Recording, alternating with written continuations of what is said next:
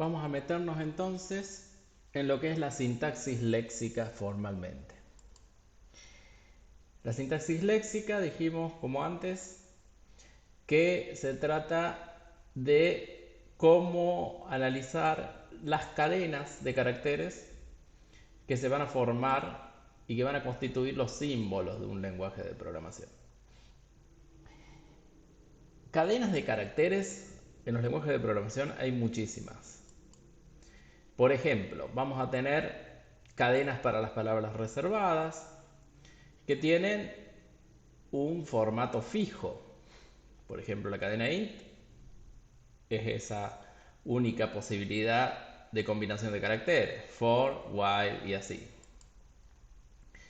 Vamos a tener nombres de variables, nombres de procedimientos y funciones.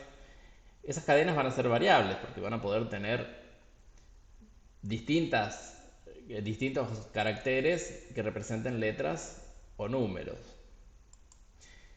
También vamos a tener símbolos especiales de uno o más caracteres, los que estamos acostumbrados a ver, los operadores aritméticos, los de asignación, los relacionales.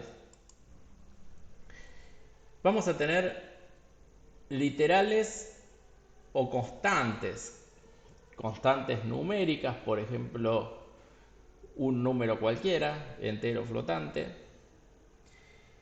cadenas de texto fijas, caracteres fijos, todo eso van a constituir palabras en el lenguaje de programación. Bien, vamos a tratar de manipular un poco esas palabras. Para eso vamos a definir el concepto de token. El token va más allá de una cadena porque representa un patrón de caracteres con el que yo puedo formar cadenas. En algunos casos va a ser una sola cadena fija, pero en otros va a ser un verdadero patrón de caracteres en las que varias cadenas van a poder adjuntar ese patrón.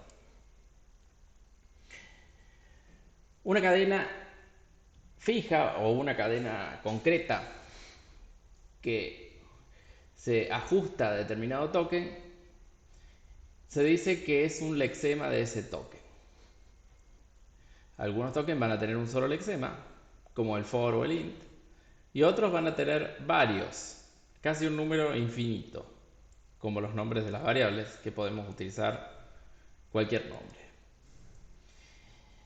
Los tokens, aparte del lexema, van a tener otros atributos que van a depender del token. El lexema es un atributo en realidad. Otro atributo podría ser el valor numérico que esté asociado a una cadena que me representa un número. Ya lo vamos a ver con unos ejemplitos para que quede bien claro. Vamos a ver algunos tokens de C. Podríamos partir de este vocabulario de C acotadísimo para conformar algunas sentencias. Vamos a ver ejemplos de tokens que podemos encontrar dentro de ese vocabulario. Y vamos a ver también algunos atributos. Por ejemplo, si yo digo que tengo el token int, la única cadena que va a concordar con él es int. O sea que ese va a ser el único lexema posible. Para el token doble, la cadena doble. Y para el token while, la cadena while. Estas cadenas no tienen ningún valor numérico asociado. Nombre de variable. Acá, con este token, yo voy a especificar el patrón de varios lexemas. Por ejemplo, el que tengo allá arriba como A, B, C3, cont1. Tampoco tienen valores numéricos asociados. Vamos a seguir con algunos tokens más. Por ejemplo, podría tener el token número entero, en el que podría encajar el lexema del carácter 1 solo, o sea, la cadena con el carácter 1, que va a tener valor numérico 1. Valor numérico es el valor matemático. Después puedo tener la cadena 10, que es la combinación de los caracteres 1 y 0. Y como valor numérico, el número entero 10. Puedo tener número flotante, otro token, en el que pueden encajar los lexemas como el 10.53, que en realidad son 5 caracteres, el 1, el 0, el punto, el 5 y el 3, que me van a corresponder a un valor numérico de 10,53. Puedo tener nombres de procedimientos y funciones como token, y ahí entre los que puse en la lista figuran promedio, max, imprimir. Estos tokens no tienen valor numérico asociado. Ya vamos a ver para qué nos van a servir estos tokens. Van a utilizarse en lo que ya estuvimos nombrando anteriormente, que son las expresiones regulares. Una notación especial basada en los tokens para representar la estructura léxica del lenguaje de programación. Es una notación bastante estandarizada y que es equivalente a las gramáticas regulares. Está demostrado que es equivalente, tienen exactamente el mismo poder expresivo. Eso quiere decir que sean equivalentes. Una expresión regular R se va a encontrar totalmente definida mediante el conjunto de cadenas que se van a ajustar o que van a concordar con ella. Más o menos como un token. El conjunto de caracteres es obviamente el alfabeto de la expresión regular. Lo vamos a seguir representando como siempre como sigma. Como estamos hablando de cadenas que van a representar palabras, mi alfabeto vocabulario obviamente va a tener caracteres. Entonces vamos a definirlas formalmente, estas expresiones regulares. Para definirlas se dice que se hace recursivamente. ¿Por qué? Porque yo voy a dar unos casos base de lo que son expresiones regulares y después les voy a aplicar recursión para poder definir el resto. Por ejemplo, la expresión regular epsilon solamente va a encajar con el símbolo epsilon de la cadena vacía. La expresión regular A solamente va a encajar el símbolo A del vocabulario. Después tenemos todos los otros casos recursivos. Si A o B, si A y B, perdón, son expresiones regulares las dos, entonces también lo es A o B, no ambas a la vez. Esto quiere decir que R va a ser o A para un caso o B para el otro. También va a ser una expresión regular A-B, que sería la concatenación entre A y B. Acá no puede estar ni A sola ni B sola. Otro caso que vamos a ver es el asterisco, que ya sabemos que es la operación de cierre transitivo y reflexivo, también llamada cerradura de Kleene. Es la que constituye para A asterisco la cadena vacía, la repetición de una vez, dos veces, tres veces, cuatro veces, hasta infinitas veces. Como estábamos acostumbrados ya a hablar del asterisco. Y como estas operaciones tienen precedencia, significa que se van a aplicar unas antes que otras de acuerdo a cómo estén escritas. La que tiene mayor precedencia es el asterisco, después le sigue la concatenación y la selección para la menor prioridad, yo no puedo alterar esas prioridades con los paréntesis.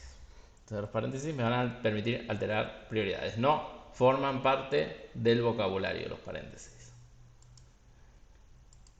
Vamos a ver algunos ejemplos. Vamos a considerar este vocabulario de 4 letras y los 10 números. La expresión regular epsilon obviamente va a encajar con la cadena vacía. La expresión regular A va a encajar con la A. La B va a encajar con la B. La A o B o va a ser A o va a ser B. No ambas a la vez. AB va a ser ambas a la vez solamente. A asterisco va a ser epsilon A, 2 veces A, 3 veces A, 4 veces A, infinitas veces A. A las expresiones regulares, como a las expresiones matemáticas, le podemos poner nombres. Y incluso ya lo estuvimos haciendo de antes. Y podemos decir que la expresión regular dígito es la expresión regular del 0, o la del 1, o la del 2, o la del 3, o la del 4, o la del 5, o la del 6, la del 7, la del 8, o la del 9. ¿Y qué son estos números? Están puestos así a propósito para que se vea que no importa el orden acá. La expresión regular num es un número cualquiera que puede tener cualquier cantidad de dígitos. ¿Cómo la puedo expresar? Y podría decir que es un dígito, sí o sí, seguido de 0 o más dígitos, que sería dígito con asterisco. La expresión regular A o epsilon me da epsilon o A. Eso es igual al caso de la selección normal. Acá tenemos un caso de precedencia con los paréntesis. Si yo no hubiera puesto los paréntesis, tendría A o BC pegados. Como le puse paréntesis, voy a tener AC o BC. Acá tenemos otro caso, A asterisco B, C asterisco, y algunas cadenas que me van concordando. Y yo pregunto, ¿es lo mismo que esa gramática que está ahí? ¿Se acuerdan que lo vimos en uno de los ejemplos? Esta gramática me correspondía con las B en medio de igual cantidad de Cs de igual cantidad de As primero con igual cantidad de Cs después. O sea que evidentemente no es la misma expresión, no me representan el mismo lenguaje. Bien, vamos a ver ahora algo que se nos puede presentar problemáticamente en la computadora. Yo voy a utilizar ciertos caracteres especiales en las expresiones regulares, que ya los vimos, que son el epsilon, la barra vertical y el asterisco, mínimamente. Ya vamos a ver más después. ¿Qué pasa si yo los quiero usar en mi cadena? Por ejemplo, yo quisiera incluir algo para almacenar una contraseña en la que están posibles todas las letras minúsculas y el asterisco también. Yo no puedo escribir esta expresión regular, por ejemplo. No puedo escribir asterisco B. Aunque legalmente yo lo podría hacer porque asterisco forma parte del vocabulario. Pero me lo impide la representación del asterisco para hacer la cerradura de Kleene. Entonces, cada vez que yo quiera usar un carácter especial, por ejemplo, la cadena, el epsilon, la barra vertical o el asterisco, sin hacer referencia a que son la cadena vacía, la selección o la cerradura de Kleene, generalmente le voy a poner un carácter de escape. que en muchos casos se suele representar por una barra invertida o poniendo entre comillas el carácter especial para que pierda el significado que tenía antes. Entonces acá sí voy a tener la expresión regular de un asterisco con una B.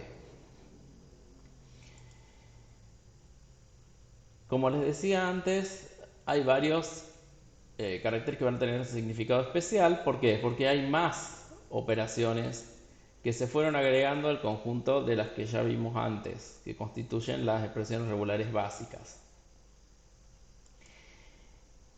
Estas extensiones son muchas y algunas son más o menos aceptadas que otras. Vamos a ver las más comunes. Como tenemos el operador asterisco, no resultaría raro pensar en que podríamos tener el más.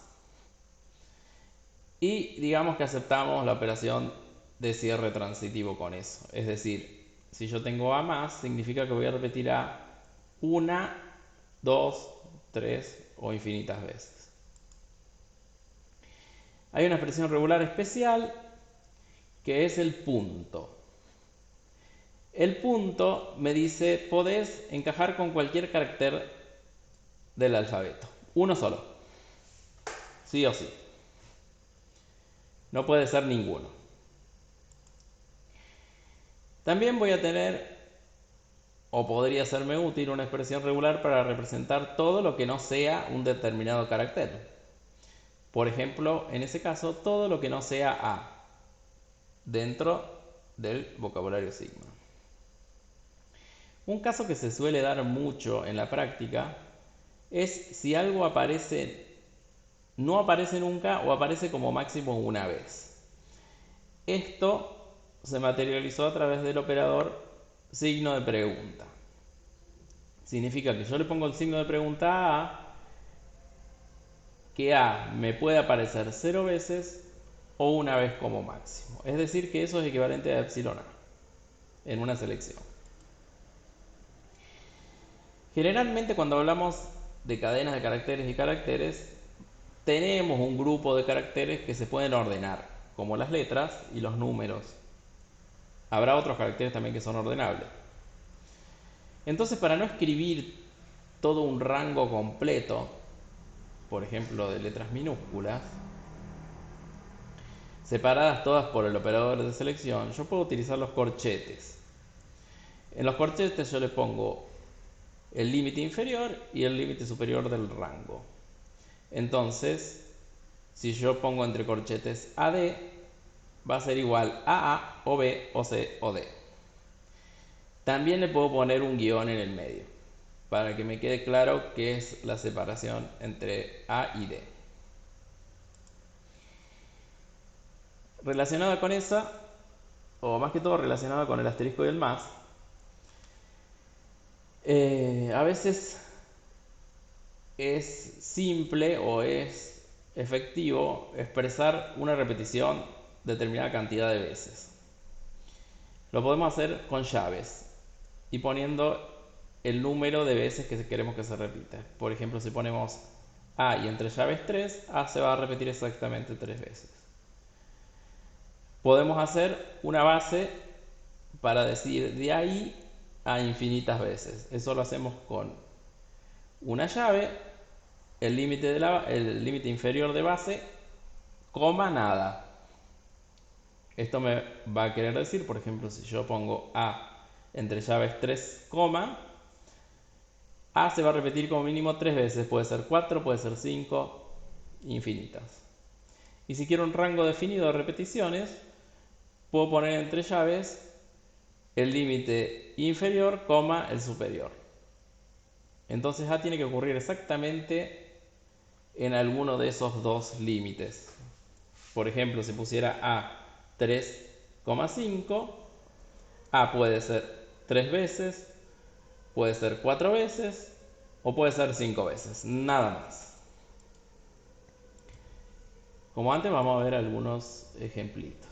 Ahí tenemos un vocabulario de todas las letras minúsculas, letras mayúsculas y los números. Entonces A más va a ser A, doble A, triple A y así. El punto va a ser cualquiera de los caracteres de ese vocabulario. O sea, puede ser una A, una B, una C, una mayúscula, una B, ¿eh? Un 0 al 9.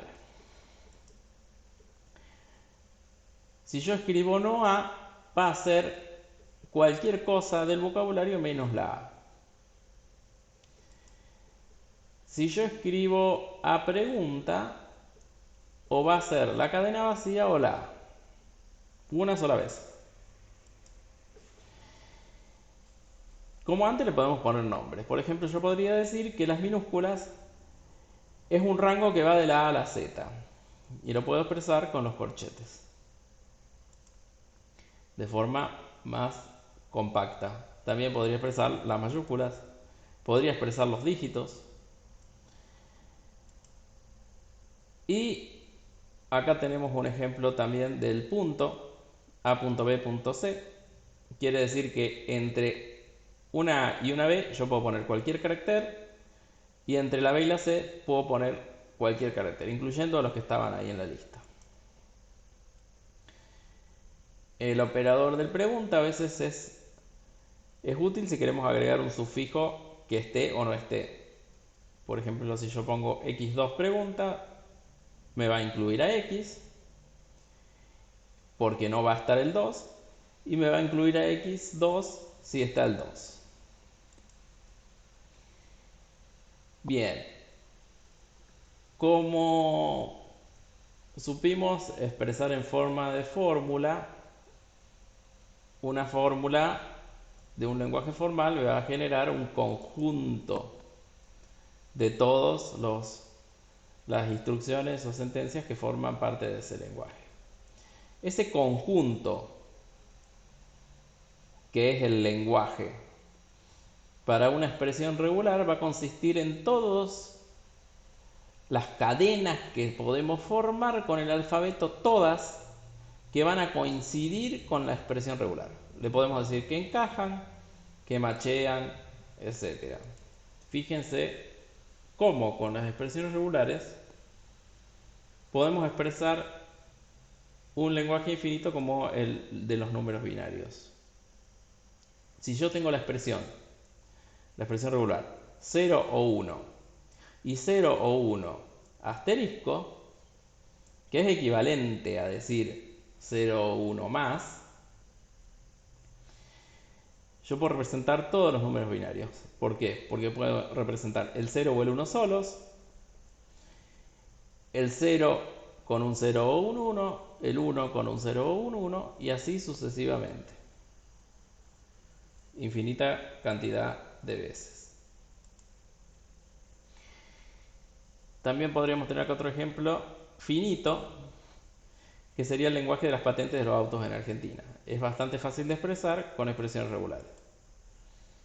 ¿Por qué? Porque una patente tendría el formato de dos letras mayúsculas entre la A y la Z, tres números del 0 al 9 y otra vez dos letras mayúsculas de la A a la Z. O sea, ese sería el lenguaje expresado por esta expresión regular de las patentes. Bien, hasta ahora no sé si se han dado cuenta, pero existe un problema con las expresiones regulares. En realidad, ya habíamos hablado un poco de esto antes con las gramáticas sensibles al contexto. Hay algo que es inadmisible en los lenguajes formales, que es la ambigüedad. Las gramáticas sensibles al contexto me generan ambigüedad debido al contexto. Las expresiones regulares también tienen una forma de ambigüedad. ¿Cuál es la ambigüedad que tienen? Que yo puedo definir un mismo lenguaje generado por distintas expresiones regulares. Por ejemplo, el lenguaje binario yo lo puedo definir de esas tres maneras. Puede haber más maneras. Esto me trae un problema para el análisis léxico. Porque yo, dependiendo del implementador del compilador, no sé cuál podría ser la interpretación que utilice. No me lo puede resolver la expresión regular, porque puede abarcar muchísimas formas. Entonces, para el implementador del lenguaje, le voy a tener que especificar concretamente cuál es la expresión regular que utilice. En ese caso, vamos a poder resolver la ambigüedad muy fácilmente. Ya vamos a ver que esto no es tan fácil con las gramáticas libres de contexto que se aplican para la sintaxis.